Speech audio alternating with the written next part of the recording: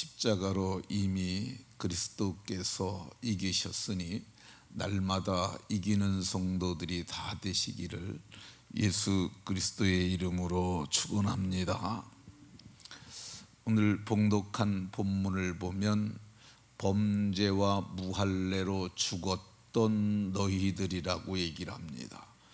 범죄와 무할례로 죽었던 너희를 살리셨도다.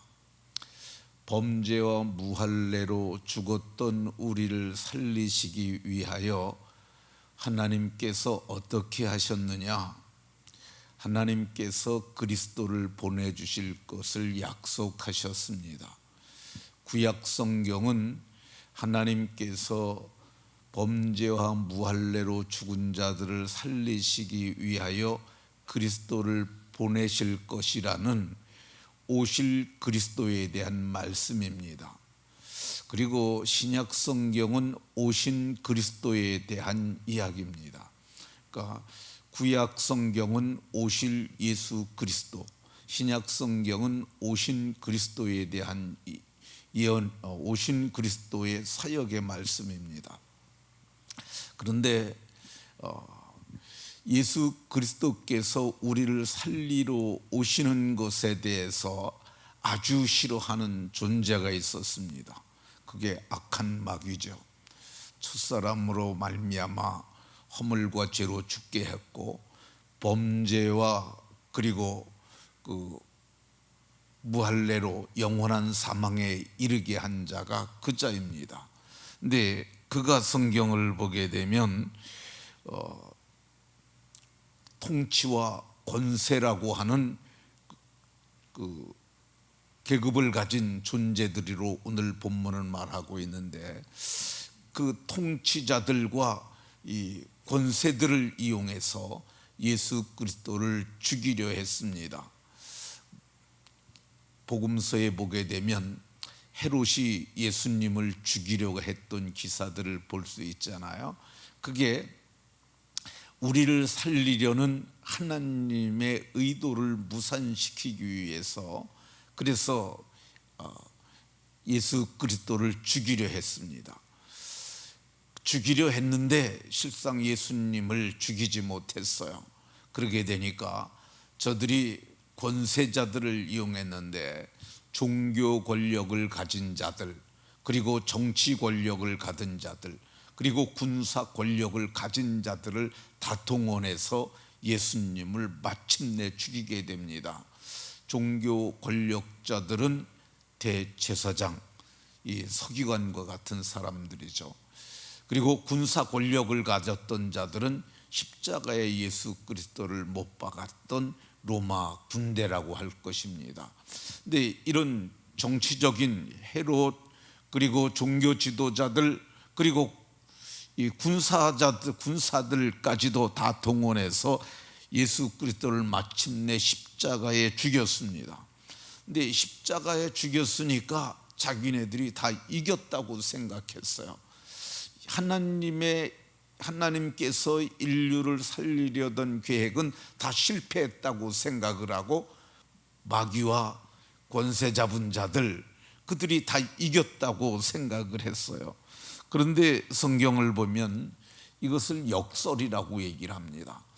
마귀는 예수님을 죽임으로 말미암아 자기네들이 이겼다고 생각했는데, 예수님께서는 십자가에 못 박혀 죽으심으로 우리의 죄들을 사하셨고, 그리고 우리를 불리하게 하고 우리를 거스리는 법조문으로 쓴 증서를 십자가에 못 박으셨고, 그래서 우리를 살리셨고, 또 5절에 보게 되면 이 통치자들과 권세자들을 무력화하여 그들의 악한 계획을 드러내고 그들의 행위가 다 허사가 됐음을 영적 존재들로 말미암아 구경거리로 삼으시고 십자가로 이기셨다고 이렇게 얘기를 합니다.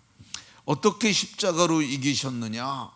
하나님이 우리를 사랑하사 독생자를 내어주신 사랑의 십자가로 이기셨습니다. 어떻게 이기셨느냐? 우리가 심판받아 영벌을 당하여 죽어야 하는데 그 아들을 이 육신의 죄 있는 육신의 모양으로 보내서 그에게 죄를 정해서 십자가에 심판하심으로 우리가 심판받지 아니하는 이 심판받지 않게 하는 십자가로 이기셨습니다. 어떻게 이기셨느냐? 그분께서 우리를 구원하시려고 죄를 지시고 죽으셨으므로 죄를 없이 하시는 십자가로 이기셨습니다. 어떻게 이기셨느냐? 우리를 사랑하시되 말과 혀로만 사랑하지 아니하시고 우리에 대한 자기 사랑을 확증하는 십자가로 이기셨습니다. 어떻게 이기셨느냐? 우리를 사랑하사 자기를 대속물로 주시는 대속의 십자가로 이기셨습니다. 어떻게 그리스도께서 이기셨느냐? 성경을 보면 그분께서 우리를 위한 영원한 속죄를 이루심으로 십자가로 이기셨다고 말씀합니다. 우리는 범죄와 무할례로 죽었던 자들이라고 오늘 본문이 말씀하잖아요. 우리는 이 범죄와 무할례로 죽은, 여기서 우리는 이 문제를 해결할 수 없는 그런 무력한 자들이었어요. 이 문제를 해결하지 못하면 어떻게 됩니까? 예수님께서 말씀하신 대로 영혼과 육체를 영원히 멸할 지옥불에 들어가서 영원한 형벌을 받아야 했어요. 그래서 우리에게는 길이 없었는데 성경을 보면 히브리서 9장 12절에 대제사장만 1년에 1차씩 들어갈 수 있는 그곳에, 대제사장도 그냥 들어가지 못하고 염소와 송아지 피를 양푼에 받아가지고만 들어갈 수 있는 그 성소에 염소와 송아지의 피가 아니라 자기 피를 가지고 영원한 속죄를 이루는 성소에 들어갔다고 이렇게 얘기를 합니다.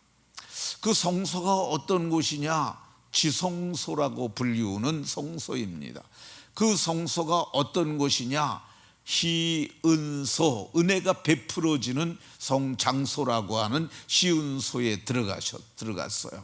거기는 이 휘장이 들려 있는데 휘장을 열고 들어가게 되면 금으로 싼 조각목을 금으로 싸서 만든 이 언약궤가 있고, 거기에는 이 언약궤 속에는 세 가지의 신물, 신령한 물건이 들어 있었고, 그 위에는 뚜껑에는 두 개의 그룹이 날개를 연하여서 마주대하고 있는 그곳에 하나님이 신비하게 와 계셨는데, 그분께서 성경을 보게 되면 그 성소에 들어가셨다고 이렇게 얘기를 합니다.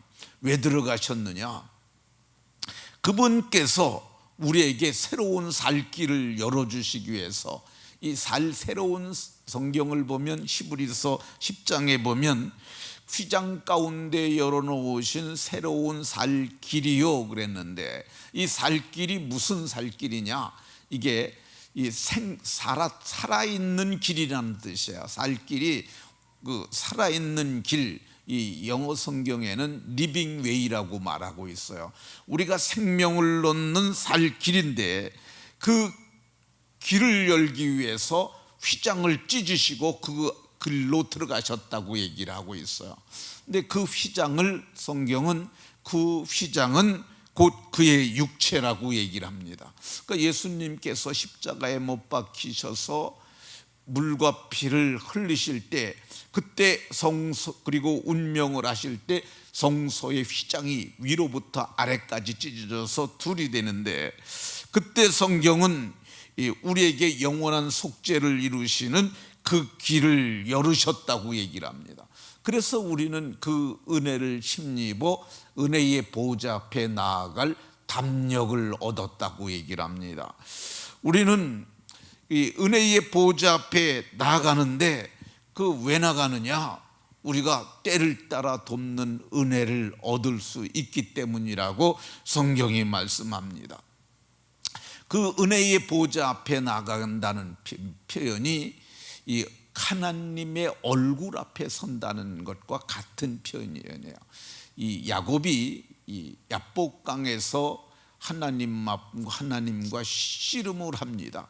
그리고 마침내 그가 거기서 야곱이라는 발목을 잡았다라는 이름을 가진 자였는데 하나님을 이긴 자라는 그런 이름으로 바뀝니다.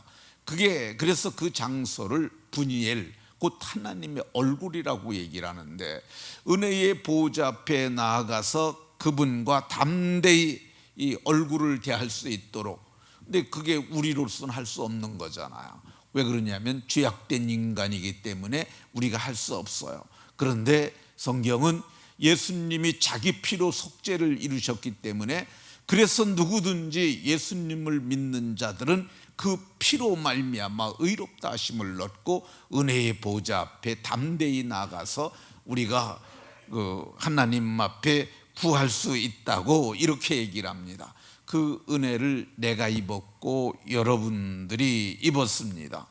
예수님께서 십자가로 이기신 그 현장은 어떤 현장이냐? 영원한 속죄의 현장이 돼서 한 번의 속죄로 영원한 속죄를 이루셨기 때문에 이제는 언제든지 또 예수를 믿는 자는 누구든지 들어갈 수 있도록 은혜를 베푸셨습니다.